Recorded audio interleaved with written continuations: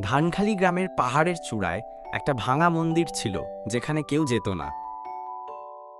গ্রামের লোক বলতো মন্দিরের কাছে রাতে একটা তারা নেমে আসে, যে স্বপ্ন দেখার সাহসীদের পথ দেখায়। সুমি, একটা ১৩ বছরের মেয়ে, এই গল্পে বিশ্বাস করত।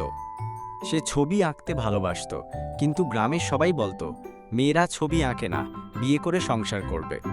এক পূর্ণিমার রাতে সুমি লুকিয়ে পাহাড়ে উঠল। তার হাতে একটা স্কেচ বুক আর রং পেন্সিল। মন্দিরের সামনে বসে সে আকাশের দিকে তাকালো। হঠাৎ একটা উজ্জ্বল তারা নেমে এলো, যেন জীবন্ত। তারার আলোয় একটা ছায়া দেখা গেল, একজন বৃদ্ধ শিল্পী, যার হাতে তুলি। তিনি বললেন, তোর স্বপ্ন তোর নিজের হাতে গড়তে হবে, ভয় পাস না, আঁকতে থাক। সুমি কাপা হাতে স্কেচবুক খুলল। সে আঁকল গ্রামের সবুজ ক্ষেত, পাহাড় আর তারার আলো। তারার ছায়া হাসল, এই তোর পথ। সকাল হতেই সুমি গ্রামে ফিরল, মনে নতুন সাহস। সে স্কুলে ছবির ক্লাস শুরু করল, গ্রামের বাচ্চাদের শেখাতে লাগলো। তার ছবি একদিন শহরের প্রদর্শনীতে স্থান পেল।